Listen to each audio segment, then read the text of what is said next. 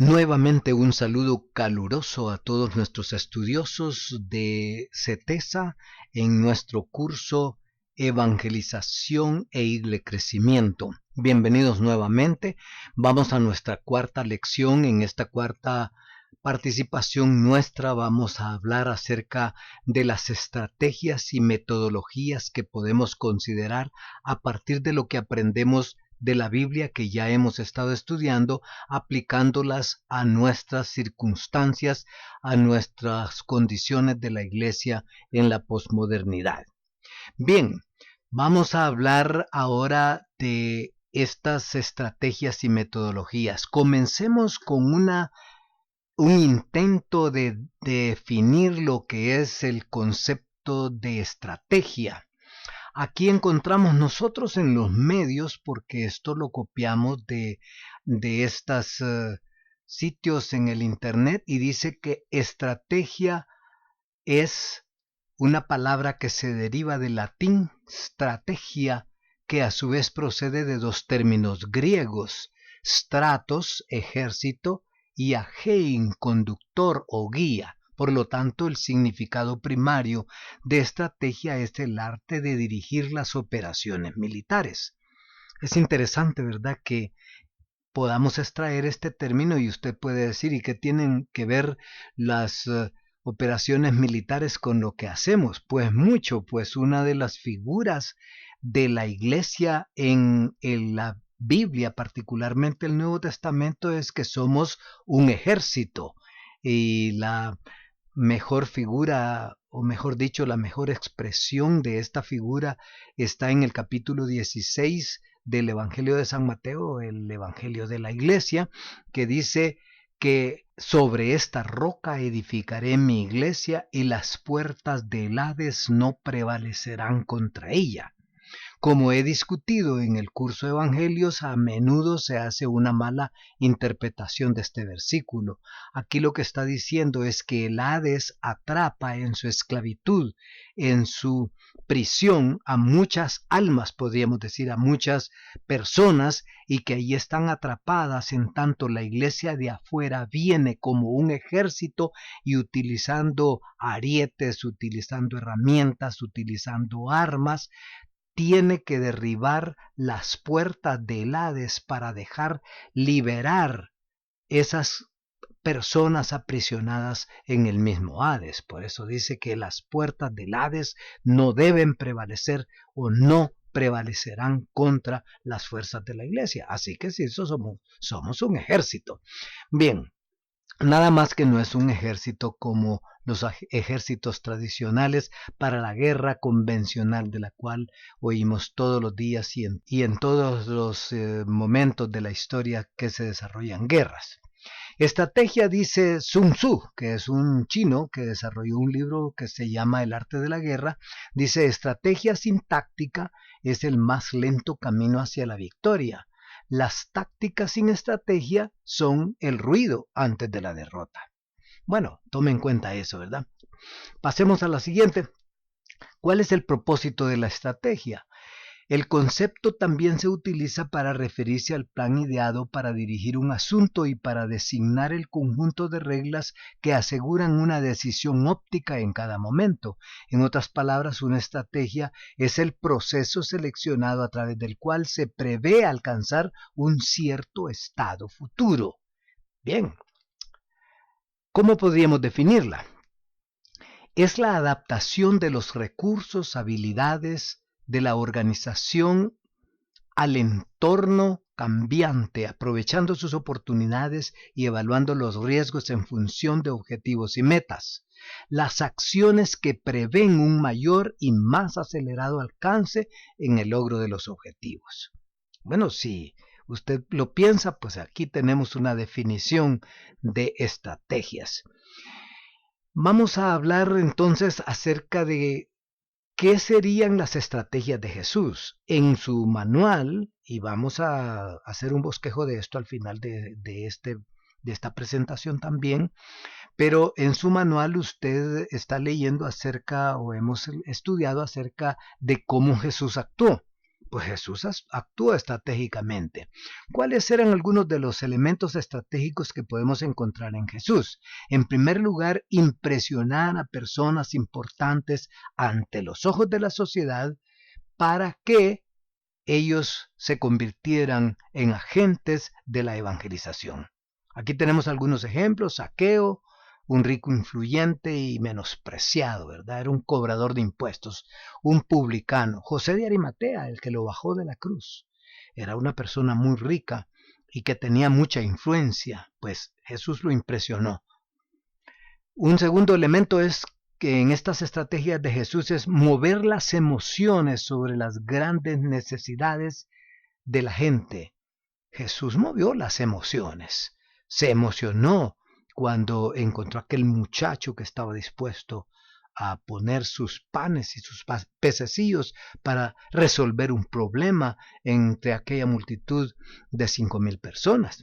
Jesús se emocionó y movió las emociones de Marta y de María cuando resucitó a Lázaro. Bien, también encontramos pues que Jesús seleccionó personas.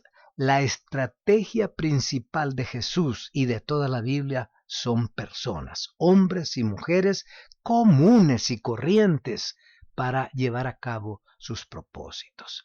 Bien, si la estrategia principal entonces de Jesús es personas, porque lo es hasta el día de hoy, entonces encontramos que estas personas son la principal estrategia por la cual nosotros debemos también de propugnar en la actualidad para llevar a cabo el trabajo de la evangelización.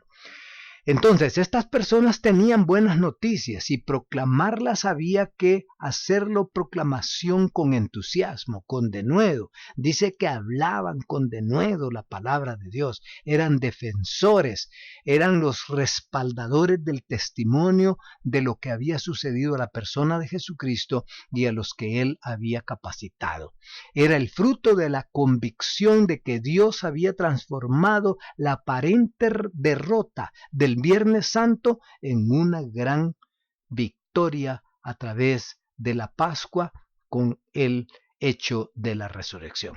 Por eso, una de las palabras que sobresale en términos de lo que significa evangelizar es la palabra martyros, o sea, testigos. Esteban y Pablo son llamados testigos en la Biblia. Ambos experimentan una visión especial de Jesús. Esteban, cuando está muriendo, ve a Jesús allá en el cielo dándole la bienvenida, sonriéndole y diciéndole bienvenida. Y también Pablo. Pablo no en su martirio, sino que en el momento en que él iba para perseguirlo, lo vio, tuvo una visión y de esa visión es en donde Pablo toma la decisión de su conversión. En el capítulo 22 de Hechos, él narra esta experiencia. Tanto Esteban como Pablo tenían la experiencia de ser testigos. La palabra mártir viene de allí. Un testigo es un mártir es y debe ser un testigo. Bien, entonces eran testigos a todo el mundo. En Lucas capítulo 24, versículo 48, donde Jesús comisiona a los discípulos para que sean testigos de estas cosas, entonces les da las instrucciones y las herramientas, o mejor dicho, las capacidades para que puedan hacer posible esta tarea. El contexto es rico y bastante explícito. Vuélvalo a estudiar todo el capítulo 24 del Evangelio de San Lucas. Juan Mackay cita a otro teólogo que no recuerdo su nombre y dice que la teología murió aquel Viernes Santo cuando crucificaron a Jesús, pero resucitó cuando estos dos viajeros camino a Emaús se reencontraron con él y él les aclaraba las escrituras. Él es el Mesías, el que recoge el cumplimiento de todas las escrituras y por eso les explica que ustedes todavía no han visto cómo, no se han dado cuenta cómo en mí se cumplen todas las escrituras y esclareciéndoles desde Moisés, los profetas y todos los que escribieron el Antiguo Testamento, les dice, se han cumplido en mí. Por eso es que eran testigos, porque ellos habían visto este accionar de Jesús en el poder del Espíritu. Cuando hablamos entonces de qué eran testigos y de cómo Jesús utiliza a las personas, es porque el enfoque del Evangelio es un enfoque liberador. Él proclama como un heraldo el año del Señor. ¿Recuerdan lo que mencionábamos del capítulo 4 de San Lucas? ¿Cómo habría sido el año de jubileo? Imagínese usted en una nación en donde ha habido una gran dictadura férrea y en donde nadie puede hacer nada con libertad, no hay libertad de empresa, no hay libertad de expresión, no hay libertad de comercio y todos están oprimidos, pero al fin es derrocado aquel dictador o aquella dictadura o aquella opresión y que se suenan las campanas y empieza la gente a proclamar: ya somos libres, ya tenemos capacidad de hacer las cosas que nosotros queremos. Había que anunciarlo. Por eso es que Jesús dice que es el que viene anunciando el año agradable al Señor. Hay que sonarlo con trompeta, hay que proclamarlo por todos lados. Eso es lo que dice Friedrich, que a pesar de ser un teólogo liberal, interpreta muy bien este enfoque liberador del Evangelio. Los Evangelios entonces se escriben en este enfoque, con este deseo de proclamar el año agradable del Señor. Bien, entonces los Evangelios se escriben como estrategia. Si usted me imagino que ya llevó el curso de Evangelios y que ya analizó el hecho de que cada uno de los Evangelios es escrito con un propósito diferente, es dirigido a una población diferente. Mateo se dirige a los judíos para convencer a los judíos de que Jesús es el Mesías y es el que viene a proclamar la liberación completa del pueblo de Israel, y no solamente el pueblo de Israel, sino para hacer luz a las naciones. Marcos habla en tono romano y es el que le procura abrir las puertas para que los que están fuera del mundo judío encuentren la respuesta a sus necesidades espirituales y aún políticas y económicas en el Evangelio. Lucas los convence a todos que este Hijo del Hombre es Salvador, y Juan establece un concepto nuevo de la presencia de la misma divinidad en medio de nosotros los seres humanos. Entonces los Evangelios son escritos como una estrategia, cada uno a un pueblo, a una necesidad, a una situación diferente. Por eso es que enfatizamos en los vocablos principales en que basamos el trabajo, el entendimiento de lo que es evangelizar. Kerusein es proclamar, tomar la bocina, tomar la radio, tomar la televisión, tomar los medios masivos y proclamar por todos lados lo que es este mensaje y qué significa para nosotros. Evangelistai es dar buenas noticias. ¿Cuál es la buena noticia? Vamos a hablar más adelante de eso. Pero enfatizamos aquí que hay una buena noticia, que antes estábamos mal, pero que hoy podemos estar bien cuando podemos encontrar paz, descanso y tranquilidad en Jesucristo. Y el término martirein, que es dar testimonio. Dar testimonio. Con estos tres términos se lleva a cabo el cumplimiento de la gran comisión, incluyendo a los que no eran pueblo de Dios. Ya desde Génesis, en el capítulo 12, capítulo 15, Dios había prometido que el pueblo de Israel, o mejor dicho, había encomendado que el pueblo de Israel debería ser luz a las naciones. Isaías lo proclama, los profetas lo proclaman, pero los judíos mismos no lo entendían. Entonces, el hecho mismo de la inclusividad de los gentiles en la familia de Dios se convierte en uno de los grandes elementos estratégicos de la evangelización. Pasemos más adelante.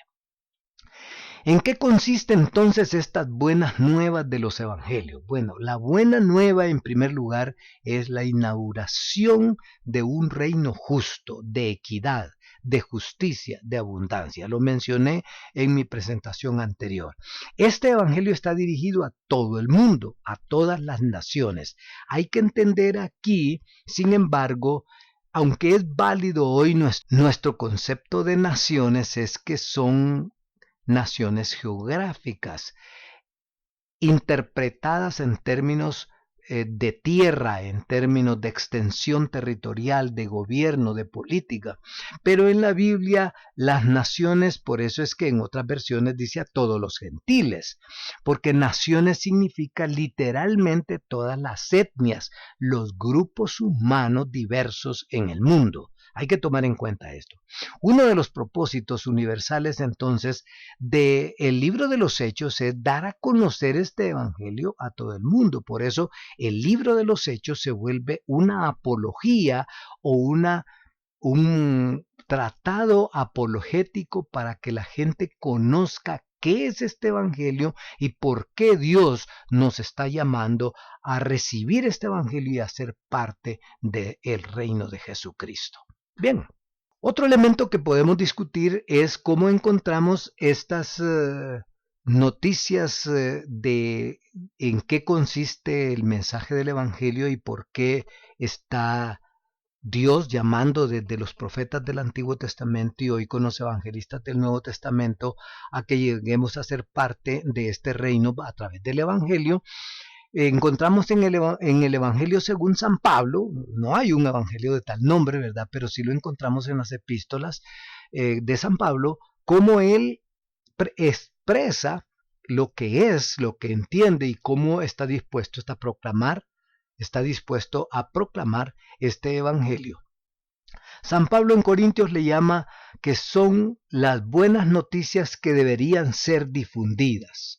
También en Efesios 6 nos habla de que estas noticias del evangelio deben ser enseñadas.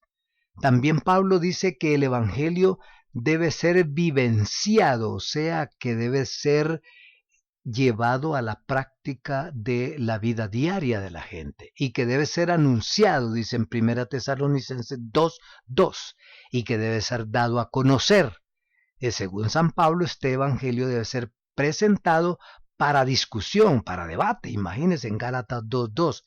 Igualmente podría decirse que es un evangelio que debe ser escuchado, que tiene la opción, que hay la necesidad de ser escuchado para ser entendido y abrazado, que debe ser recibido, dice en 2 Corintios 11:4, y que debe ser aceptado como tradición fidedigna, es decir, que lo que se ha escuchado debe ser entendido como una tradición fidedigna, o es decir, que debe ser entendido como una historia real, no una ficción, no un mito, y que debe ser el evangelio que se puede identificar con la persona de Pablo como un judío que entendía el cumplimiento de los tiempos, como lo dice en Gálatas 4:4 y que mencionamos en nuestra presentación anterior. Bien, el evangelio también es presentado como el evangelio del reino.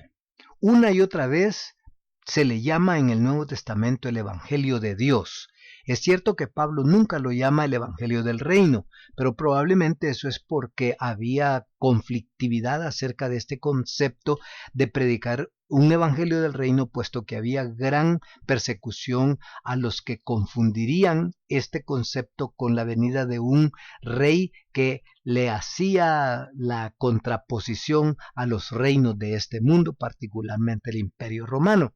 Por otra parte, bien puede tratarse de una actitud deliberada, pues tanto Jesús como Pablo viven en el concepto de un malentendido acerca de los reinos y por lo tanto encontramos que esto podría causar mayor dificultad, por lo tanto le llama el evangelio de Dios y aunque muchas veces también el evangelio del reino. Pero tenemos que decir que lo que Jesús predicó era el evangelio del reino. Los evangelios son mucho más claros en esta presentación del evangelio del reino, el reino de Jesucristo. Bien, hablemos un poquito ahora acerca de lo que encontramos. Ya mencionamos anteriormente metodologías en el libro de los Hechos. No entré a este tema allá porque quise separarlo y hablar acá de principales estrategias ahora en el libro de los Hechos. Ya definimos que una estrategia busca un resultado último, busca mayores resultados y busca mayor aceleración o celeridad y efectividad o eficiencia de los objetivos que buscamos, y por eso le llamamos estrategias. Allí en su material usted va a encontrar un resumen de un autor africano que ha hecho, no recuerdo en el momento su nombre, pero allí en su módulo están lo que él estudió a través del libro de los Hechos como estrategias principales de San Pablo en el libro de los Hechos. Veamos las más importantes de estas estrategias. La primera es que Pablo enfocaba la predicación del Evangelio en centros poblados. Él visitó, de inmediato que salió, se fue a Antioquía. Antioquía era una ciudad muy importante. De Antioquía comenzó su primera expedición evangelizadora y se fue por ciudades importantes: Éfeso, Filipos, toda la región de Galacia. Por supuesto, cuando leemos este propósito en el libro de los Hechos y la misma epístola a los Romanos, nos damos cuenta que cuando llega a Roma como un prisionero está intentando, valga la redundancia, intencionalmente llegar a la metrópolis más importante del mundo en ese entonces, porque quiere utilizar esa metrópolis como una plataforma para seguir evangelizando.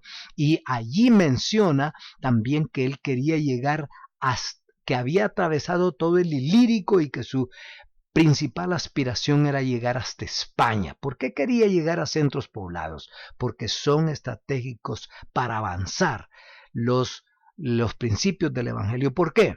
Primero, porque hay mayor población y por lo tanto hay mayor posibilidad de encontrar recursos, personas, porque hay medios, porque hay situaciones con personas estudiosas que quieren saber acerca de nuevas cosas y a través de ellas podría predicarse el Evangelio. Otra estrategia era que, a pesar de que comenzaba siempre con los judíos, se extendía siempre a los gentiles. Ya mencioné anteriormente que el hecho de incluir a los gentiles ya era una estrategia.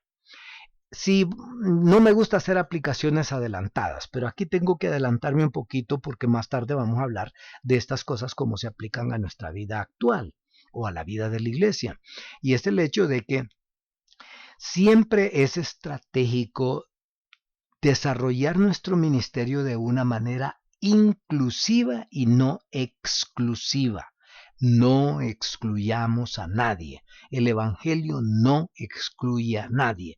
Y este hecho de que se incluyan a los gentiles, por lo cual los judíos están celosos, capítulo 11, particularmente capítulos 9, 10 y 11 de la carta a los romanos, Pablo discute eso. Ustedes están celosos porque Dios ha incluido a los gentiles. Bien, otra estrategia era, como ya Jesús, lo mencionamos en la persona de Jesús, era enfocarse no necesariamente exclusivamente, pero inclusivamente, pero se enfocaba bastante el énfasis de la evangelización y el discipulado en personas de influencia. Personas de influencia es una estrategia importante.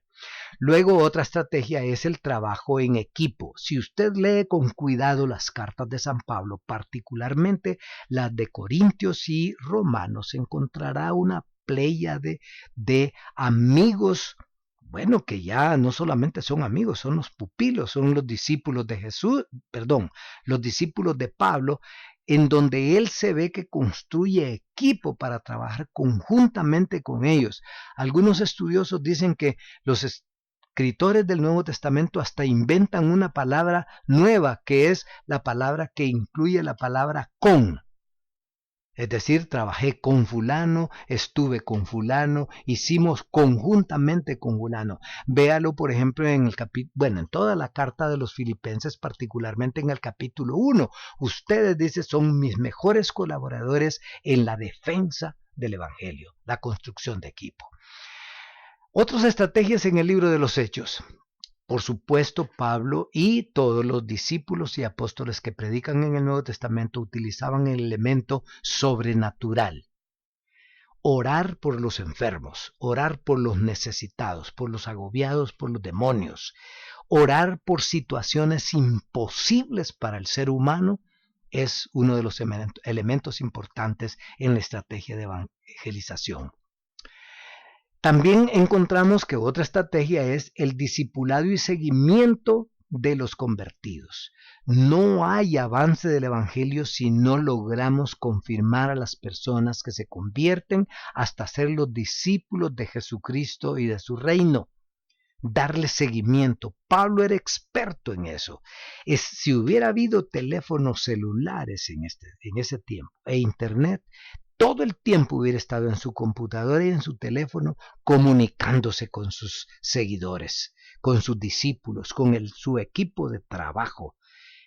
Es el que más cartas escribe cartas a las iglesias, las multiplica para darles el mismo tipo de enseñanzas a todas ellas. Le está escribiendo a Timoteo, le está escribiendo a Tito, le está escribiendo a Filemón, le está escribiendo al otro, está saludando a este, está saludando al otro. Ese es un elemento bien importante. Ya lo mencionamos anteriormente, que era el trabajo en equipo.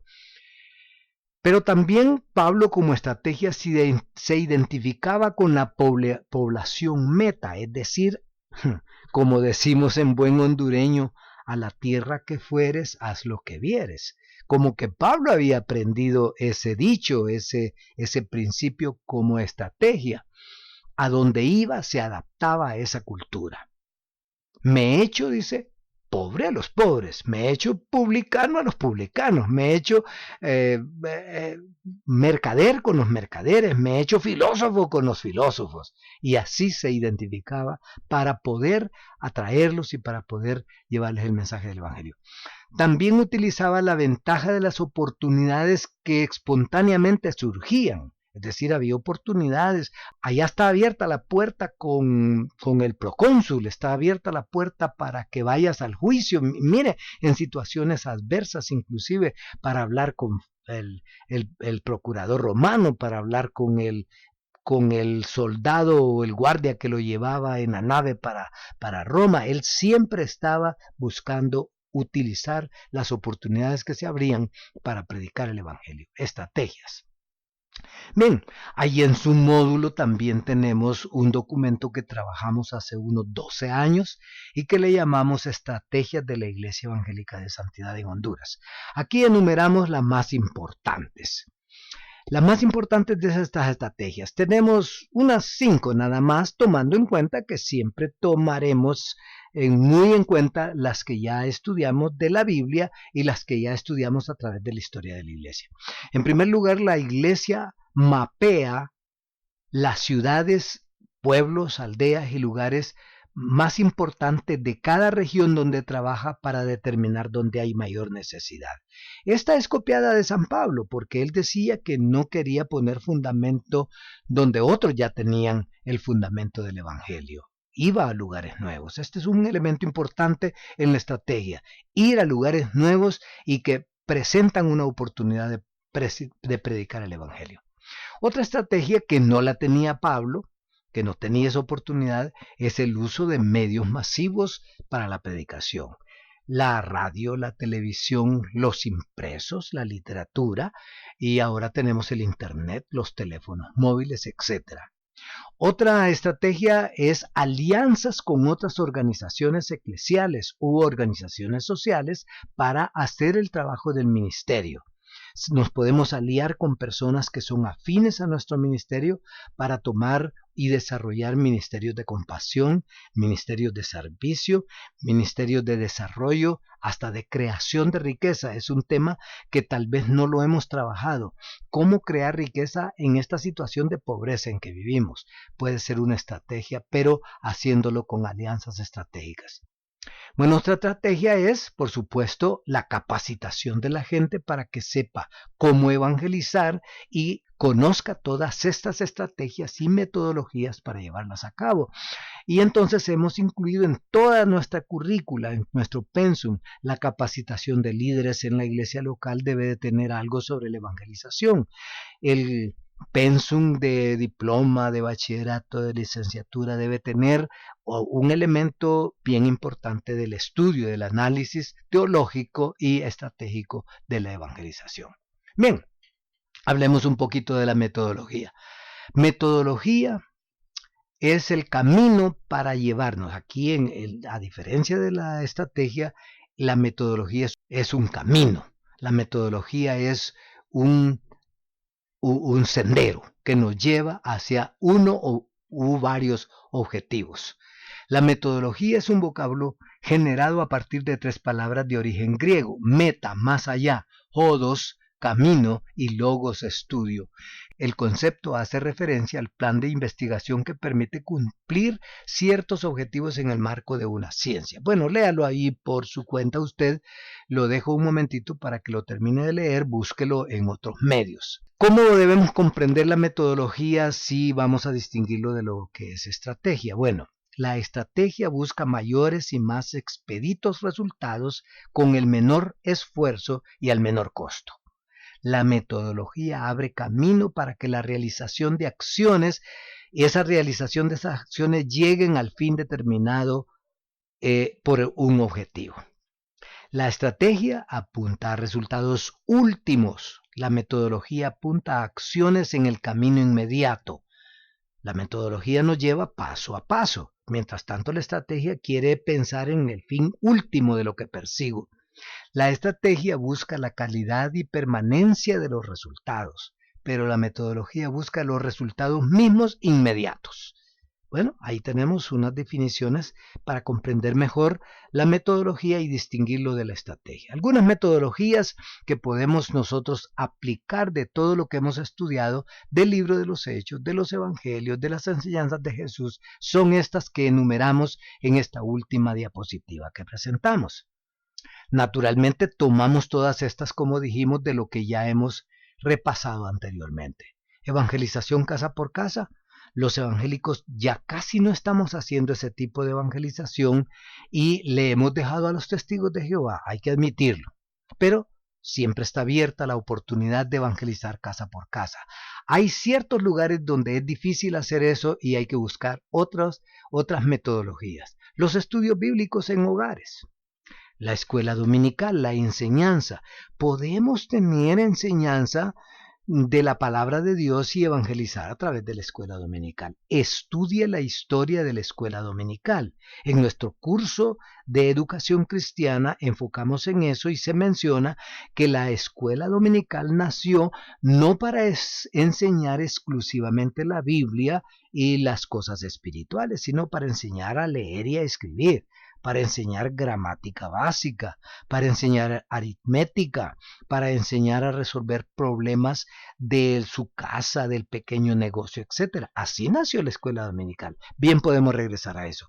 Los grupos familiares es una metodología para la evangelización. La famosa noche del amigo, o se llama también Proyecto Andrés, que una persona va y trae otra persona y hay una celebración especial. La saturación evangelística por sectores. En ciertos lugares se puede hacer eso. No en todos lugares se puede aplicar, pero sí se puede hacer. Por supuesto, campañas con predicadores. Hay que entender aquí, debo de mencionar esto, que en el siglo pasado se utilizó bastante la campaña evangelística. A partir de aquellos grandes evangelistas como Bob Pierce, como Billy Graham, como otros que lo sucedieron, hubo latinoamericanos también, como Luis Palau, como Efraín Santiago de la República Dominicana, etcétera, etcétera. Pero que el gran evangelista y promotor del trabajo evangelístico latinoamericano de nombre Enrique Strachan, después de llevarse una gran desilusión en Costa Rica, dice que Dios le dijo: estás haciendo mal el trabajo, estás dependiendo de evangelistas extraños para que vengan a hacer el trabajo de evangelización en la iglesia de la nación. Lo que tienes que hacer es capacitar la iglesia para que la iglesia haga el trabajo de evangelización. Y así nació lo que hoy se llama evangelismo a fondo o evangelización a fondo. Lea la historia de el doctor Enrique Strachan con la promoción de evangelismo a fondo y usted va a ver que es una nueva metodología que se propuso después de una frustración que se llevó en una campaña con predicadores especiales en San José, Costa Rica. También está el abordaje de problemas sociales. A través del abordaje de problemas sociales se puede evangelizar. También está el abordaje de la misión integral. Hoy hay mucho de eso, las iglesias están haciendo bastante de eso, yo creo que lo están haciendo hasta con demasía, y lo están haciendo de una manera muy proselitista. Necesitamos modificar un poco el modelo.